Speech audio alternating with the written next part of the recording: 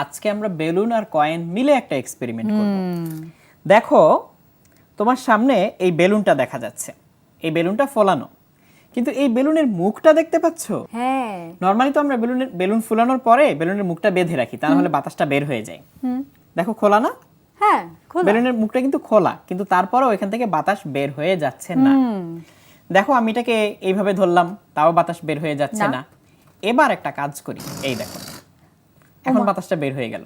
কিভাবে হলো? তাহলে এখানে কি ছিল যে তখন বাতাসটা বের হচ্ছিল না? আমার তো মনে হয় কোনো একটা জিনিস মুখটাকে আটকে রেখেছিল। দেখো সেটাই আমরা এখন পরীক্ষা করে দেখব। ওকে। আমার হাতে একটা বেলুন আছে, আমি এই বেলুনটা ফুলিয়ে নিচ্ছি। আরে বেলুনের ভিতরে এই যে দেখো কয়েন। বেলুনের ভিতরে একটা কয়েন, এটা যে আসলে বেলুনের ভিতরে একটা কয়েন আছে, ম্যাজিশিয়ানের সিক্রেট আউট। এই যে দেখা যাচ্ছে এখন নাড়াচাড়া করলে একটা সাউন্ড পাওয়া একটা যাচ্ছে, সাউন্ড নিতে পারছি। তাই না? হ্যাঁ। এই যে এরকম একটা সাউন্ড পাওয়া যাচ্ছে ড্রামের মতো। এর ভিতরে আসলে একটা কয়েন আছে এখন। আচ্ছা।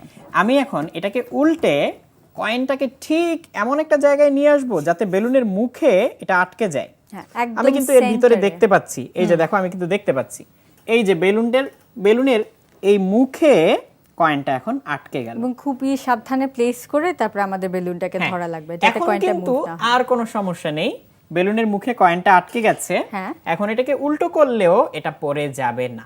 এটা কেন হয় বলতে পারবে? সাকশন। আসলে ঠিক উল্টো ব্যাপারটা, আচ্ছা। কারণ ভিতরে তো প্রেসার বেশি। ও। এই প্রেসারের কারণে ও আসলে কয়েনটাকে চাপ দেয় যে তুমি বের হয়ে যাও, কিন্তু সে বের হতে না পেরে এর মুখে আটকে যায়। মুখে আটকে ও যায় এবং নিজেও বের বাতাসও হতে পারে না, হচ্ছে এর জন্য। বাতাসকেও বের হতে দিতে চায় না। ওকে। তাহলে এটা আসলে একটা ভালভের মতো আটকে যাচ্ছে, এই কারণে এর মুখ থেকে আর বাতাস বের হয়ে যাচ্ছে না। ভালভ কেন বললাম? কারণ ভালভ তো আসলে হচ্ছে একমুখী দরজা টাইপের। হ্যাঁ, যেখানে একটা চাবি থাকে। হ্যাঁ, আমি এখানে ফু দিলে কিন্তু ঠিকই বাতাসটা ঢুকতে চাইবে, বেলুনটাকে এই বেলুনের মুখে আটকে থাকা কয়েনটাকে সরিয়ে বাতাস ঢুকবে, বাট বের হওয়ার সময় এই কয়েনটাকে ও বের হতে দিতে চাইবে না এবং বাতাসকেও বের হতে দিতে চাইবে না। তাহলে এই দেখো বেলুনের মুখ না আটকে আমরা বেলুন ফুলিয়ে ফেললাম এবং এটা দিয়ে তুমি খেলাধুলা করতে পারো। আর কয়েনটা যেহেতু ভারী, তুমি উপরে ছেড়ে দিলে এটা আগে নিচে নেমে আসবে। এই দেখো এটা কিন্তু মুভ করছে খুবই ডিফারেন্টলি। হ্যাঁ, এই দেখো ভারী কয়েনের কারণে এটা একটা বলের মতো আচরণ করে। বেলুন যেরকম হালকা সেরকম কিন্তু মনে হচ্ছে না, মনে হচ্ছে যে এটা বেশ ভারী। তার কারণ আসলে ভিতরে কয়েনটা। তো আমরা আসলে এই পরীক্ষাটা কিভাবে করলাম? বাতাসের চাপের সাহায্যে।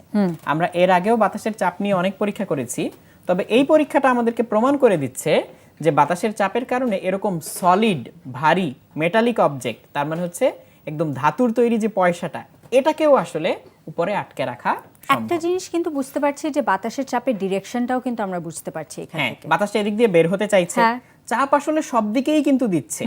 এই বেলুনের সব দিকেই বাতাস চাপ দিচ্ছে, কিন্তু মুখটা খোলা বলে এখান দিয়ে বের হতে গিয়ে এই কয়েনটাকে আটকে ফেলে। আর বাইরে থেকে কি চাপ আসছে? হ্যাঁ, অবশ্যই তা তো থাকবেই। আর এবারে আমি টোকা দিলে এই দেখো বেলুনটা বাতাস বের হয়ে সাথে যায়, সাথে বাতাস বের হয়ে কয়েনটাও পড়ে গেল আর বাতাস বের এটা হয়ে গেল। আসলে অল্প একটু ফাঁকা পেলে কিন্তু বাতাসে বের হইতে কিছুই লাগে না, তো যে কারণে কয়েনটাও সাথে সাথে পড়ে যায়।